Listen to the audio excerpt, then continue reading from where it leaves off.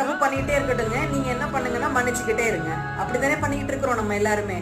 யாராவது தப்பு பண்றாங்கன்னு வச்சுக்கோங்களேன், ரொம்ப க்ளோஸ் ஃப்ரெண்ட்ஸா இருந்தாலும் சரி, இல்ல ஒரு ஹஸ்பண்டா இருந்தாலும் சரி, ஒய்ஃபா இருந்தாலும் சரி, குழந்தைங்களா இருந்தாலும் சரி, யாரா இருந்தாலுமே தப்பு செய்ய நம்ம என்ன பண்ணிட்டு இருக்கோம்னா மன்னிச்சுக்கிட்டே இருக்கிறோம்.